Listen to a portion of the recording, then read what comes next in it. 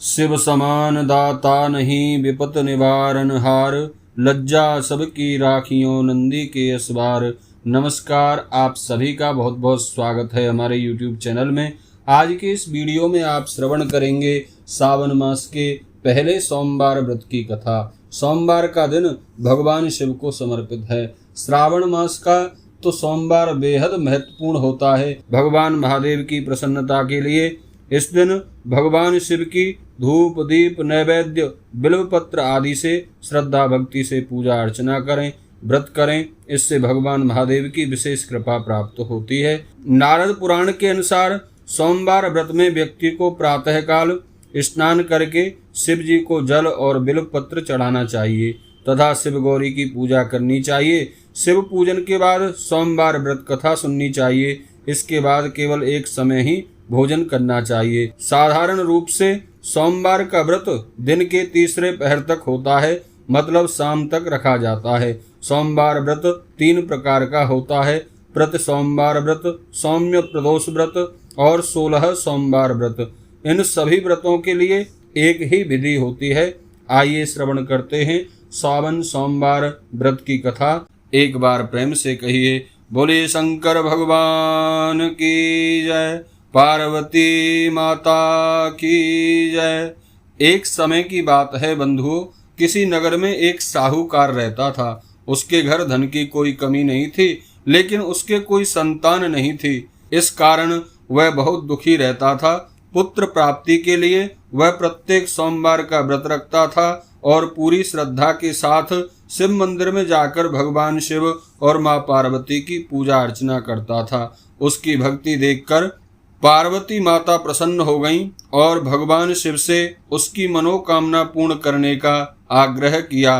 पार्वती जी की इच्छा सुनकर भगवान शिव ने कहा, हे पार्वती, इस संसार में हर प्राणी को उसके कर्मों का फल मिलता है और जिसके भाग्य में जो हो वह उसे भोगना ही पड़ता है। लेकिन पार्वती जी ने साहूकार की भक्ति का मान रखने के लिए उसकी मनोकामना पूर्ण करने की इच्छा जताई। माता पार्वती के आग्रह पर भगवान शिव जी ने साहूकार को पुत्र प्राप्ति का वरदान तो दिया, लेकिन साथ ही यह भी कहा कि इसके बालक की आयु केवल 12 वर्ष होगी। माता पार्वती और भगवान शिव की आपस की बातचीत को साहूकार भी सुन रहा था। उसे ना तो इस बात की कोई खुशी हुई और ना ही दुख। वह पहले की भांति भगवान शिव की पूजा अर्चना करता रहा। कुछ समय के बाद साहूकार के घर एक पुत्र का जन्म हुआ। जब वह बालक 11 वर्ष का हुआ तो उसे पढ़ने के लिए काशी भेज दिया गया। साहूकार ने पुत्र के मामा को बुलाकर उसे बहुत सारा धन दिया और कहा कि तुम इस बालक को काशी विद्या प्राप्ति के लिए ले जाओ और मार्ग में यज्ञ कराना। जहाँ भी यज्ञ कराओ वहाँ ब्राह्मणों को भोजन कराते हुए और दक्षिणा देते हुए जाना। दोनों मामा भांजे इसी तरह यज्ञ कराते और ब्राह्मणों को दान दक्षिणा देते काशी की ओर चल पड़े। रात में एक नगर पड़ा जहाँ नगर के राजा की कन्या का विवाह था, लेकिन जिस राजकुमार से उसका विवाह होने वाला था वह एक आंख से काना था। राजकुमार के पिता ने अपने पुत्र के काना होने की बात को छुपाने के लिए एक चाल सोची। साहूकार के पुत्र को देखकर उसके मन में एक विचार आया। उसने सोचा, क्यों ना इस लड़के को दूल्हा बनाकर राजकुमारी से विवाह करा दूं और विवाह के बाद इसको धन देकर विदा कर दूंगा और राजकुमारी को अपने नगर को ले जाऊंगा। लड़के को दूल्हे के वस्त्र पहनाकर राजकुमारी से विवाह करा दिया गया। लेकिन साहूकार का पुत्र बड़ा ईमानदार था। उसे यह बात न्याय संगत नहीं लगी। उसने अवसर पाकर राजकुमारी की चुन्नी के पल्ले पर लिखा कि तुम्हारा विवाह मेरे साथ हुआ है, लेकिन जिस राजकुमार के संग तुम्हें भेजा जाएगा वह एक आंख से काना है। मैं तो काशी पढ़ने जा रहा हूँ। जब राजकुमारी ने चुन्नी पर लिखी बातें पढ़ी तो उसने अपने माता पिता को यह बात बताई। राजा ने अपनी पुत्री को विदा नहीं किया, जिससे बारात वापस चली गई।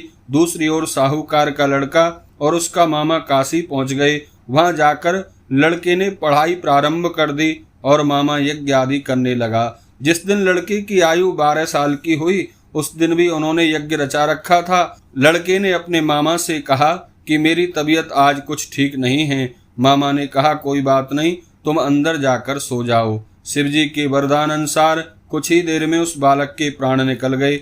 मृत भांजे को देख उसके मामा ने विलाप शुरू कर दिया। संयोगवश उसी समय भगवान शिव और माता पार्वती उधर से जा रहे थे। पार्वती जी ने भगवान शिव से कहा, स्वामी, इसके रोने के स्वर मुझे सहन नहीं हो रहे हैं, आप इस व्यक्ति के कष्ट को अवश्य दूर करें। जब शिवजी मृत बालक के समीप गए तो वह बोले कि यह उसी साहूकार का पुत्र है जिसे मैंने 12 वर्ष की आयु का वरदान दिया था। अब इसकी आयु पूरी हो चुकी है, लेकिन मातृभाव से विभोर माता पार्वती ने कहा, हे महादेव, आप इस बालक को और आयु देने की कृपा करें, अन्यथा इसके वियोग में इसके माता पिता भी तड़प तड़प कर मर जाएंगे। माता पार्वती के आग्रह पर भगवान शिव ने उस लड़के को जीवित होने का वरदान दिया। शिवजी की कृपा से वह लड़का जीवित हो गया।